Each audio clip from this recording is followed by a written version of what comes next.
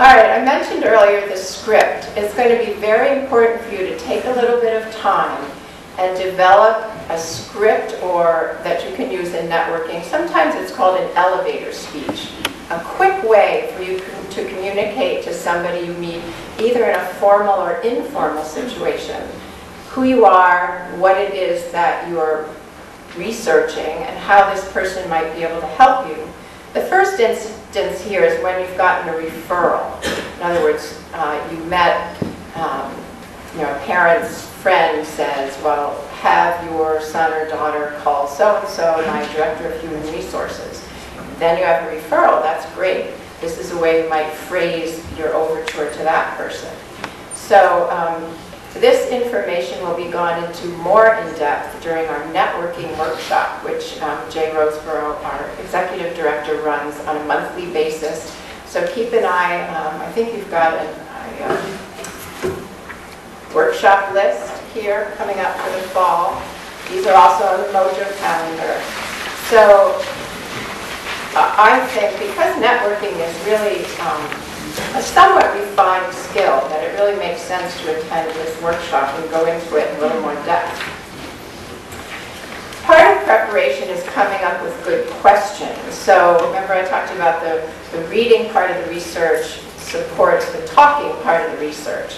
You won't be able to get the most out of the people that you're doing this information interviewing with unless you've prepared well and have some genuine questions for them. And these are examples of some of those questions, but you can get more refined than that depending on how well you've done your research. Networking has been really what has been the most beneficial in terms of a career path that I've gotten from Middlebury. So I know this is somewhat like a broken record, but the Middlebury Network in particular, the Midnet Online Volunteers, is very large.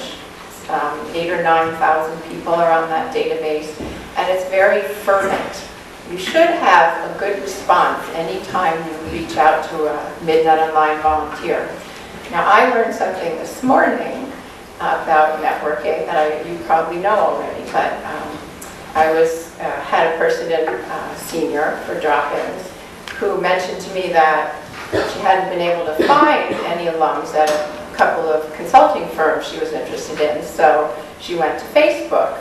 And apparently you are all, by virtue of being Middlebury students, you can have access to any but other Middlebury person or alum who's put their names up there. So she was able to find somebody at this particular firm. You have to be a little bit careful because they haven't become Midnet Online volunteers, but if you could make a soft approach to somebody that you found in that way.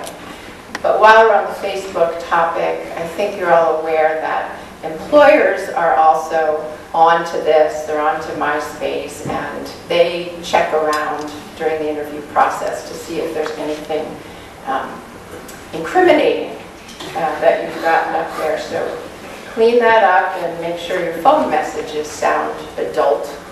Take out the music and that sort of thing. Okay. So again, these are the types of people that you might add to your list of potential networking victims. No, they're not victims. Okay. All right, so contact the first 10 people. You can call, you can email, use your script. We also have sample networking emails on our website in the networking section. The best possible outcome of this is to set up a face-to-face meeting. As Sue Jean said in her video clip, say that you're going to be in New York or Boston and on such and such a date, and if you can put 5 meetings together, go there. One very advantageous time coming up is the fall break, that Monday and Tuesday, October 22nd and 23rd. Also, if you're lucky enough to get an interview at one of the consortia events, and that's another time when you're going to take yourself to one of the big cities. So in addition to doing your interview, you're all dressed up. You might as well try to get some networking meetings as well.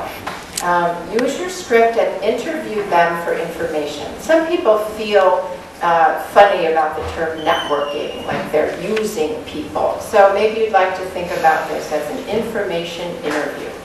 You're asking an expert for information, and I think you'll find if you direct your questions in the right way that people love to talk about themselves. So maybe that would be a way to make it a little easier for you to dive in. And try to get a referral or referrals at the end of your meeting. You've been so helpful to me. I can't thank you enough. Are there any other people in this field that you think it would make sense for me to talk to? And that's how your network expands. All right, then there's the follow-up. What do you do afterwards? You've got to say thank you. Certainly by email, and it's also nice to follow that up with a handwritten note by snail mail. And follow up quickly with the referrals, because they may have phoned these people and said, you may be hearing from this Middlebury student I just talked to. If you let that get cold, it may be harder for you to get in to talk to that person. You've got to find an organized way to keep track of your activity. So if you're an Excel spreadsheet sort of person, that might be the way you do it, if it's file cards or whatever. But it can get very big and very complex very fast if you're doing a good job at this. So the whole back office organizational part is going to be important too. And finally, just enjoy this process of meeting and talking with new people. You're going to find out a lot. And it's not, these are not, you're not on the hot seat in the same way that you are in an interview. So enjoy it. It's an exchange. Focus on networking and think really broad with networking. All right, so interviewing, either by applying through Mojo or perhaps through your networking activities, you are lucky enough to actually get a job interview, and this is fabulous. We also have a recurring interviewing workshop that we do. So again, keep this handy. So there are 3 parts. There's the before part, the during, and the after. How do you prepare? Again, you've assessed yourself. You know what it is that you want to communicate to people about you and why you'd be a great person, a great fit for their organization. You found that out because you've done the research about the employer. Don't rely solely on their website. That's what they're saying about themselves. So try to go around that to some extent. Do a LexisNexis search. If they're a company that's pretty prominent, you might find references to them in the big newspapers.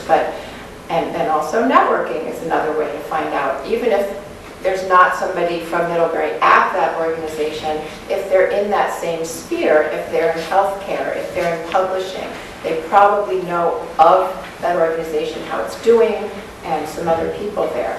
Figure out what is it that they want you to do in this position. List their requirements and next to each one of those, list how you might be able to fulfill those requirements.